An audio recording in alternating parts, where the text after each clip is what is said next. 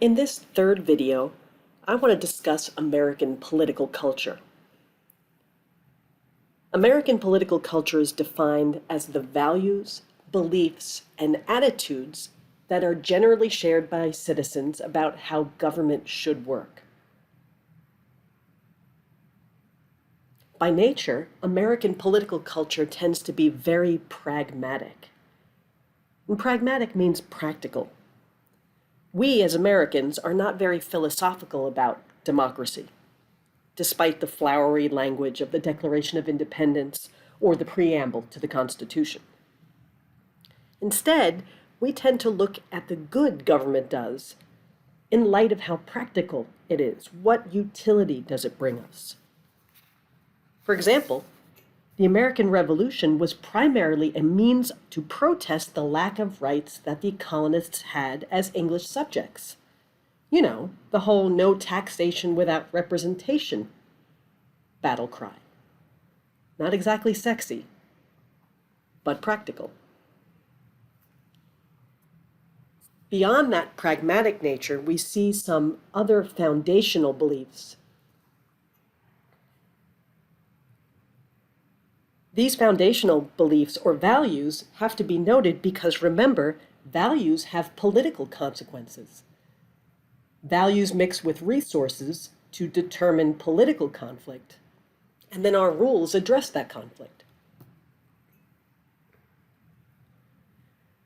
When we look at the foundational beliefs of American political culture, they include things like competitive individualism. Americans endorse the equality of opportunity versus the equality of outcome or out of results. Pull yourself up by your bootstraps is sort of the rallying cry of competitive individualism. The ability to succeed or fail on your own merits is what competitive individualism is all about, but in reality, it allows for economic inequality to flourish.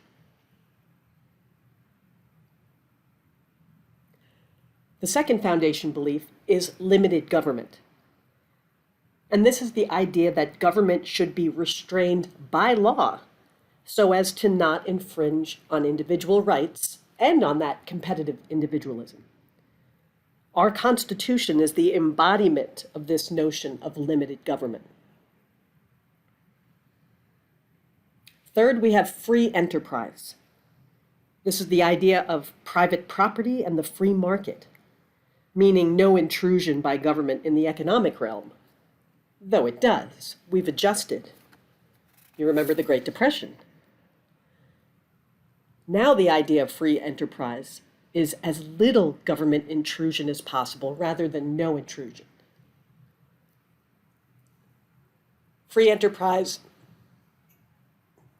limited government, and competitive individualism are tied very well together in pursuit of that individual happiness. The next three are sort of one-off elements. The fourth is citizenship and the nature of our political order. And this is the idea of our commitment to a democratic system.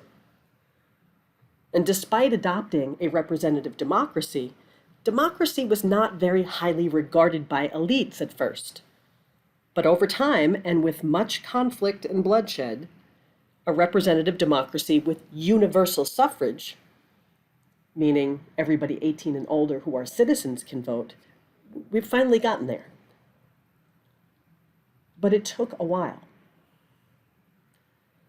The idea of our citizenship and the nature of our political order also includes our commitment to freedom and liberty. Our individual rights and freedoms are a sacred belief to us. The next foundation belief is populism. And populism is a very interesting element in American political culture. It refers to government being returned to the common American. Populists in government promise to return government to the people and keep it from special interests, big business, and so forth. It's an attractive element in electoral politics And that's why so many candidates of both parties try to be populists. Consider all the former governors who ran for president. They did so as outsiders who were not like them, the elite Washington insiders.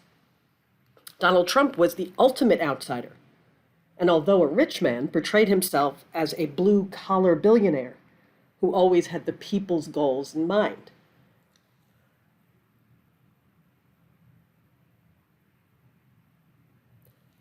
Lastly, there's piety.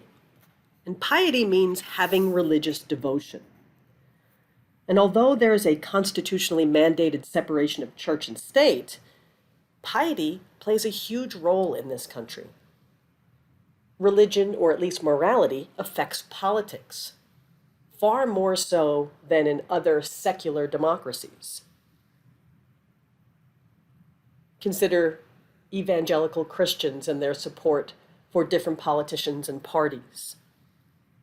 Look at the influence of the U.S. Catholic Bishops' Conference over things like when we go to war. Look at our founding documents, our Pledge of Allegiance. Religion and morality helps infuse our understanding of rights, that the rights we possess are because we were made in the image of a creator.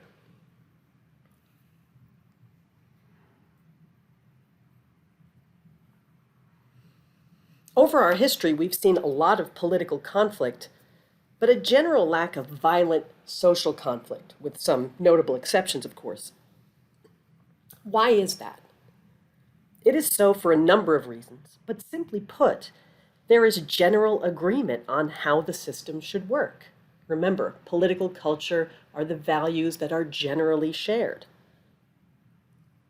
So because we have general agreement there, we also see the presence of what are called cross-cutting cleavages.